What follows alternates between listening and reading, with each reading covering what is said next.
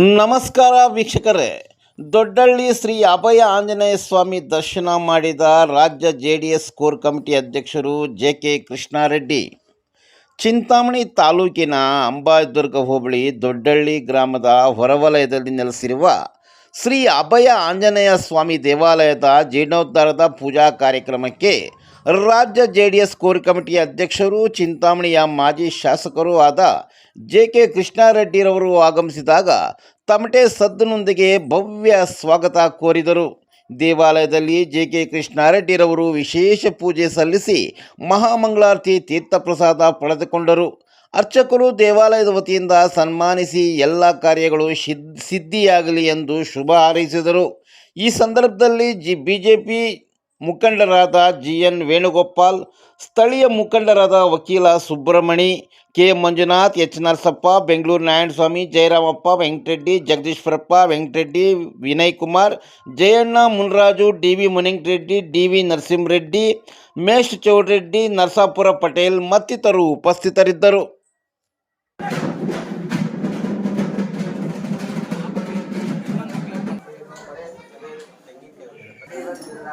सर्व पुण्यानि कमलानो तथा सर्वज्ञानाश्चार्य मादि पुरुषार्य परपुरुषार्य लंकार्य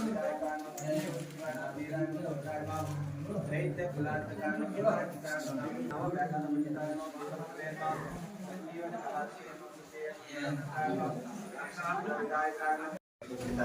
पूर्वी पदतां पूर्वं समर्पयामि हिरण्यगर्भदत्तस्य बीजाविभासो आनन्दपुत्रमण्डमदशान्त्ये हिरण्यगर्भाय नमः सुवर्णपुष्पदक्षिणान् समर्पयामि ॐ आञ्जनेयाय विद्महे वायुपुत्राय धीमहि तन्नो हनुमान्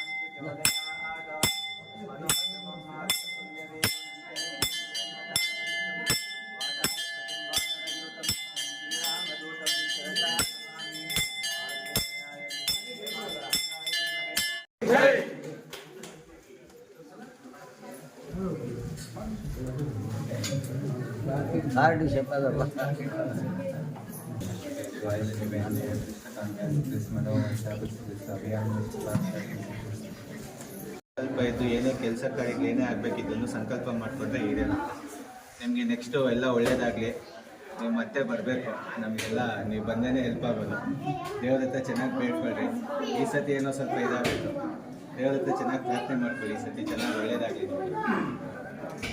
ತೆಂಗಿನಕಾಯಿ ಚಿಟ್ಕೊಡ್ರಿ ಸರ್. ಹೇಳಿ ಸರ್, ಇವತ್ತು ದೇವಸ್ಥಾನದ ಭೇಟಿ ಬಗ್ಗೆ ತಿಳಿಸ್ಕೊಡಿ ಸರ್.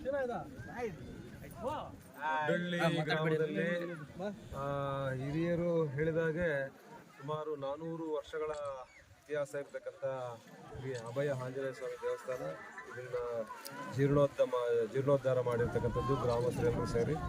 400 ವರ್ಷ ಇತಿಹಾಸ ಅಂತ ಹೇಳಿದ್ರೆ ಅದೇ ಅದರದ್ದೇ ಆದಂಥ ಒಂದು ಶಕ್ತಿ, ಬಹಳ ಪವಿತ್ರವಾದಂಥ ಸ್ಥಳ ಆಗಿರುತ್ತೆ. ಹಾಗಾಗಿ ಈ ದೇವಸ್ಥಾನಕ್ಕೆ ಈ ಹಿಂದೆ ಜೀರ್ಣೋದ್ಧಾರ ಮಾಡೋಕ್ಕೆ ಮೊದಲು ಕೂಡ ಸಾಕಷ್ಟು ಭಕ್ತಾದಿಗಳು ಬಂದಂಥ ಸಂದರ್ಭದಲ್ಲಿ ಅವರ ಬೇಡಿಕೆಗಳು ಈಗಾಗಲೇ ಈಡೇರಿದೆ ಅನ್ನುವಂಥ ಒಂದು ನಿಟ್ಟಿನಲ್ಲಿ ಪ್ರತಿ ದಿನ ಪ್ರತಿ ವಾರ ಕೂಡ ಭಕ್ತಾದಿಗಳ ಸಂಖ್ಯೆ ಹೆಚ್ಚಾಗಿದ್ದರಿಂದ ಗ್ರಾಮಸ್ಥರು ಇದನ್ನೆಲ್ಲ ಕೂಡ ಅರಿತುಕೊಂಡು ಅದನ್ನು ಜೀರ್ಣೋದ್ಧಾರಕ್ಕೆ ಕೈ ಹಾಕಿ ಇವತ್ತು ಪ್ರತಿಷ್ಠಾಪನೆ ಮಾಡಿದ್ದಾರೆ. ಹಾಗಾಗಿ ಇನ್ನು ಮುಂದೆ ಕೂಡ ಈ ಭಾಗದಲ್ಲಿ ಯಾರೇ ಭಕ್ತಾದಿಗಳು ಬಂದು ಏನೇ ಅವರ ಕೋರಿಕೆಗಳು ಬೇಡಿಕೆಗಳು ಆ ದೇವರಲ್ಲಿ ಪ್ರಾರ್ಥನೆ ಮಾಡಿದ್ರೆ ಖಂಡಿತ ನೆರವೇರುತ್ತೆ ಅನ್ನುವಂಥ ಏನೊಂದು ಸಂಕಲ್ಪ ಇವತ್ತು ಮಾಡಿದ್ದಾರೆ. ಹಾಗಾಗಿ ನಾನು ಗೋಪಿಯಣ್ಣ ವಿಶೇಷವಾಗಿ ಆಹ್ವಾನಿತರಾಗಿ ಕರೆದಿದ್ದರು. ಹಾಗಾಗಿ ಇಬ್ಬರು ಕೂಡ ಬಂದು ದೇವರ ದರ್ಶನವನ್ನು ಮಾಡಿದ್ದಾರೆ. ಸೊ ಎಲ್ರಿಗೂ ಕೂಡ ಒಳ್ಳೆಯದಾಗಲಿ ಅಂತ ಶುಭ ಹಾರೈಸ್ತೀನಿ. ಸುಮಾರು 400-500 ವರ್ಷಗಳ ಹಿಂದಿನ ದೇವಸ್ಥಾನ ಅಭಯ ಆಂಜನೇಯ ಸ್ವಾಮಿ ದೇವಸ್ಥಾನ. ಅದೇ ಮೊನ್ನೆ ಅಪ್ಪ ಹೇಳಿದ್ದೆ, ಭಕ್ತಾದಿಗಳು ಹಿಂದೆ ಒಂದ್ಸಾರಿ ನಾವು ಜಾಸ್ತಿ ಇದರಲ್ಲಿ ಬಂದು ಅವರ ಕೋರಿಕೆಗಳನ್ನೆಲ್ಲ ತೀರಿಸ್ಕೊಂಡು ಅವ್ರಿಗೆಲ್ಲ ಕೋರಿಕೆಗಳು ತೀರಿರೋದ್ರಿಂದ ಬರ್ತಾ ಇರೋ ಜನಕ್ಕೋಸ್ಕರ ಊರಿನ ಗ್ರಾಮಸ್ಥರು, ದಾನಿಗಳು ಎಲ್ಲ ಸೇರಿ ದೇವಸ್ಥಾನನ 100 ಜನ ಬಂದರು ಇಲ್ಲೇ ಮಲಗಿ ಇಲ್ಲೇ ಅವ್ರ ಕೋರಿಕೆಗಳು ತೀರಿಸ್ಕೊಳೋದಕ್ಕೆ ದೇವಸ್ಥಾನ ರೆಡಿ ಮಾಡಿದ್ದಾರೆ. ಮುಂದೇನು ಇದು ದೊಡ್ಡ ಪುಣ್ಯಕ್ಷೇತ್ರ ಆಗಿ ಬೆಳೀತದೆ.